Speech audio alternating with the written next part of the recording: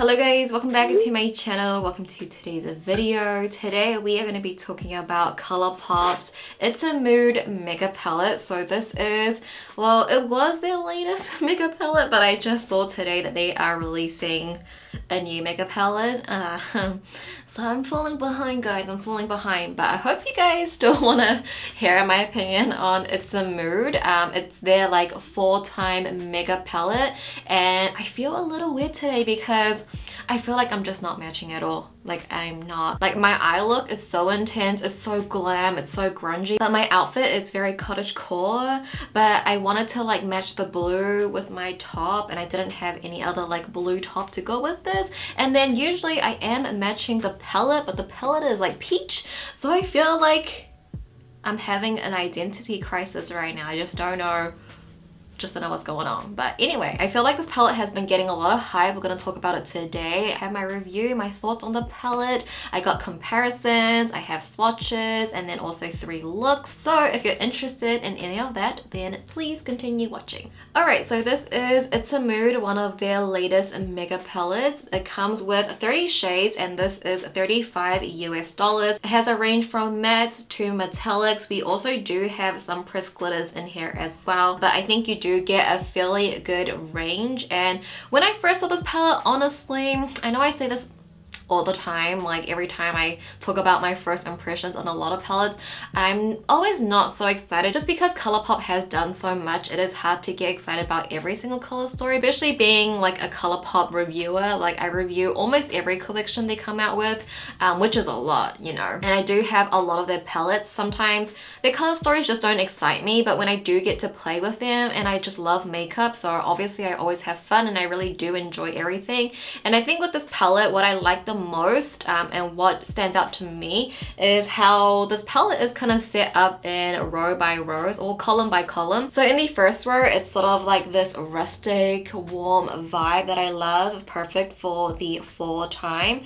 And then we move into the second row. So this one is a little bit, I would say, probably more on the daily side, but you could definitely vamp this up. There's also a pressed glitter in this column as well. And then the third row is definitely that warm orangey goodness, which is what I definitely love. Also a pressed glitter in this row as well. And the fourth row is purple based. We have like a duochrome in here as well, and we have a transition, medium and deep. Love that. Fifth row is blue based, which you definitely saw that on my eyes today. There is also like a pearlized finish, like a satin finish matte in there as well. And then the last row is definitely more on that green base. But you have a variety. You got that army green, you got the forest green there, the chartreuse green, and also that pressed glitter. So I think when you look at it row by row, I think it's very inviting and it's very easy to create color stories, because you could just literally just take this one row and create a solid eye look with that. Like with the purple one, this is such a good variation. You get the transition, the medium, and the deep, and you get 2 metallic. That's already a solid eye look, so I think this is very beginner friendly. And I really do like how Colourpop sets up their makeup palettes. They do this a lot where it's like row by row or column by column, where it's very like pleasing and easy to the eyes to take on. But then you can also just like mix and match, play with some color stories.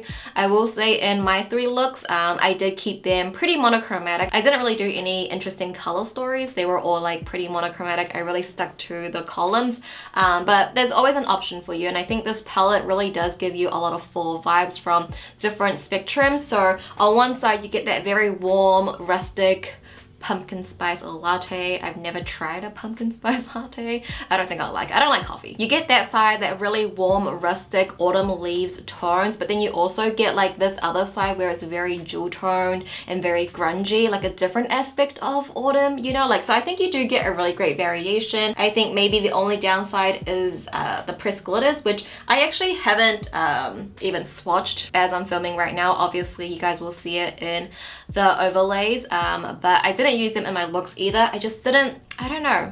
For these type of looks, I don't really feel like using glitter. I like using glitter for more like girly and like lighter look, but that is definitely something to note. And I think overall this palette performs really well. Obviously I didn't get to use every single shadow on my eyes, so I don't really know exactly how everything did perform, but for the shades that I did use, and I did go pretty deep, like this dark teal blue, performed perfectly. So I think this palette does perform well. Everything worked great, and I think the color stories that you can get out of this is amazing. So with that being said, let's just go ahead and talk about some comparisons.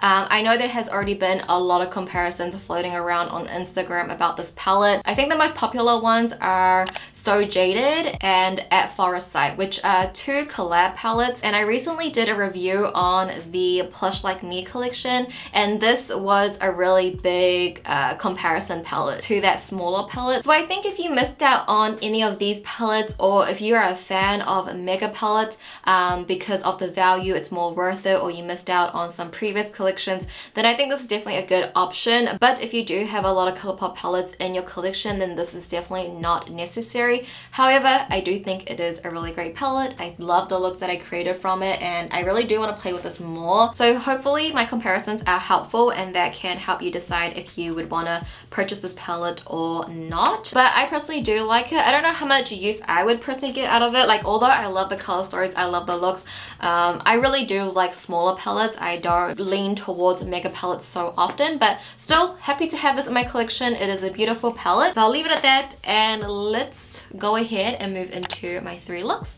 I hope you guys will enjoy them.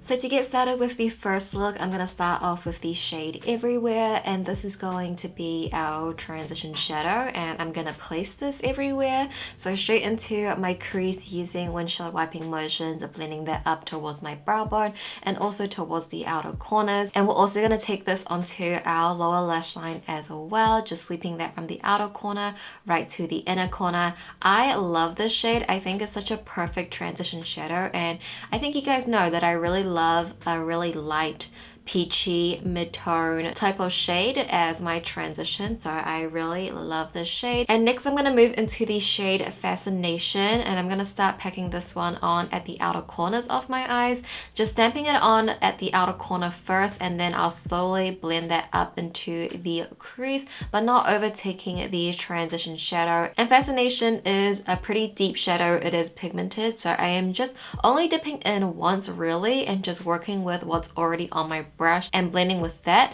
And as you can see, you'll still get a very intense dark outer corner. Fascination definitely has more of like a purple undertone to it, so I do think it complements the more pinkier transition really well. So we're also going to take this onto our lower lash line, but I'm only going to focus it at the outer corners. And next, going into the shade Full Circle, I'm going to apply that to the inner third of my eyes and just diffusing this out. Full Circle is a beautiful sort of bronzy rose gold, but with like an orange base to it. I think it's a really beautiful tone. I love these type of metallics in this color story, and I think the contrast with like the orangey underbase against the purple outer corners, I think it pairs really well. But now I'm going to go into the shade Reunion, and I'm going to use this to highlight my inner corners.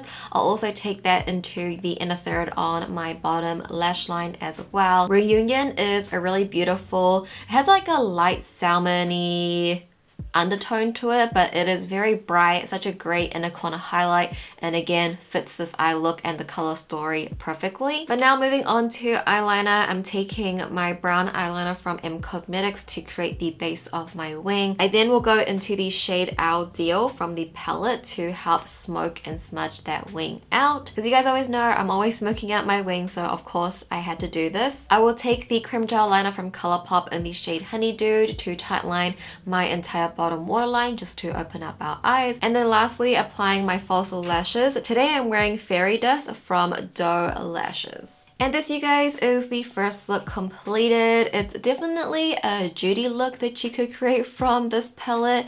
These definitely are my types of tones and the colors that I gravitate towards. And when I look at this palette, there's just so many color stories, but these are the colors that I vibe with and that I would play with the most. I really love how this look turned out. I love sort of the orange in the corner and then the purple undertone. It's a really nice, rich color story, and I just really like how this look turned out. So I hope you guys like it too.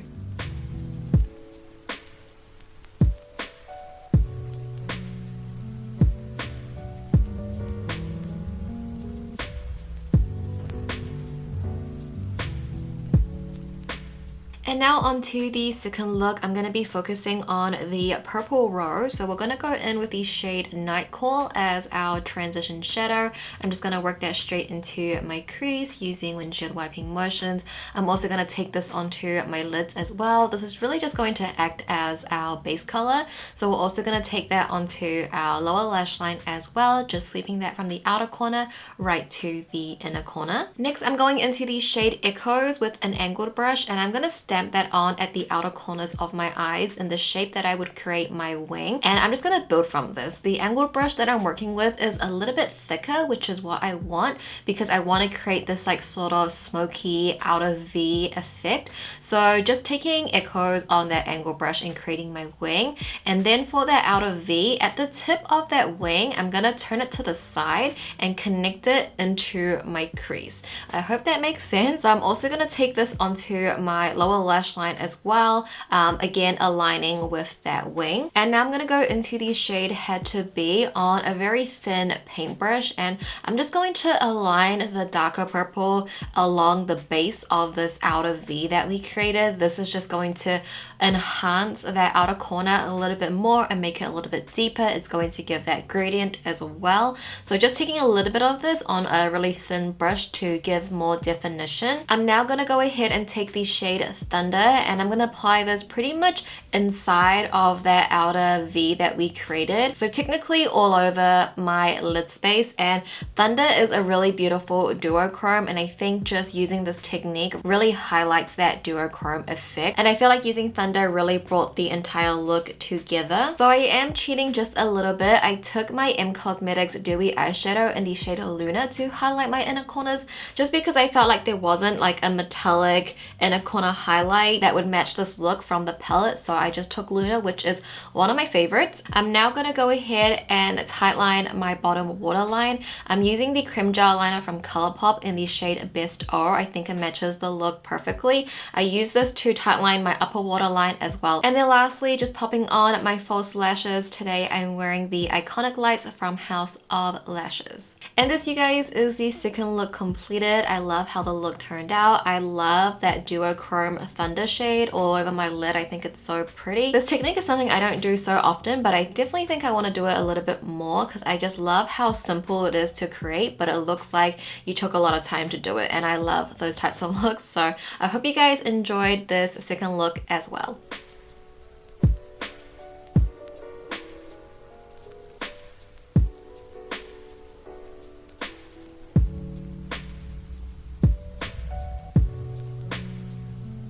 Alright, so now on to the final look. I'm going to start off with the shades You and I and Oblivion mixed together to be my sort of transition shadow. I really wanted like a green type of transition for this look, but I found that Oblivion was a little bit too deep to start off with, so I just mixed the two to get my transition shadow going. So just working that straight into my crease, blending that up towards my brow bone. I'm also taking it towards the outer corners as well, and also just blowing that all over my lower lash line. We just want this eye look to be very blown out. It's going to be a pretty dramatic look at the end. And next I'm going to go into the shade Don't Deny. I'm going to place this at the outer corners of my eyes, and right off the bat it is very rich, very pigmented. Like for a shadow like this that worked perfectly and was not patchy at all, it's so amazing. It blends like a dream, so you don't need a lot of this on your brush. I would say just take a little bit on your brush and work with what you have and slowly blend that out, since we are going from fairly light to pretty dark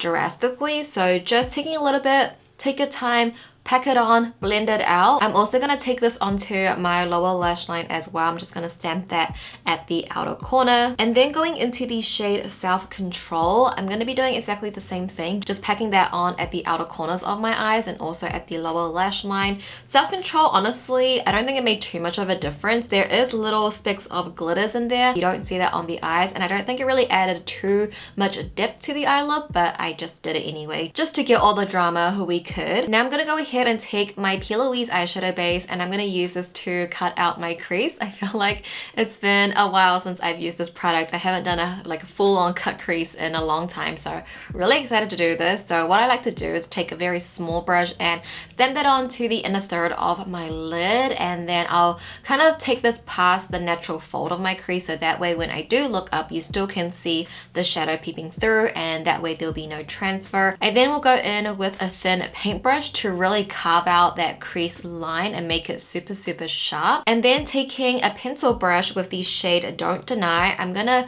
hold this upside down, and using the tiny point of the pencil brush, I'm gonna drag this along that cut crease line. This is just going to enhance that cut crease even more. And if you do just go over that cut crease, you can go back in with your concealer, with your P. Louise base to carve that out once again. For me, this has definitely been such a handy tip to get your cut crease to really pop. It's just taking a little bit of that darker shadow on a pencil brush and running that through that cut crease line before you place your metallic shadow down, so that way if you do make a mistake, you can clean it up. And now taking the shade Feels Alike, we're gonna apply this right on top of that P. Louise base, making sure we don't go past that cut crease line. Towards the center of my lids, I like to phase it out, just so it could blend into the mattes a little bit better and you don't see where the metallic starts and stops. I actually do take a little bit of the shade For a Night, and I apply this where it feels like meets the matte, and I'm going to use this deeper satin metallic to sort of diffuse these two shadows together. It's not a very obvious shade that you can see on the eyes, but I think it helps with that gradual blending. And lastly, taking the shade Surrender, this is going to be the star of the show in my opinion.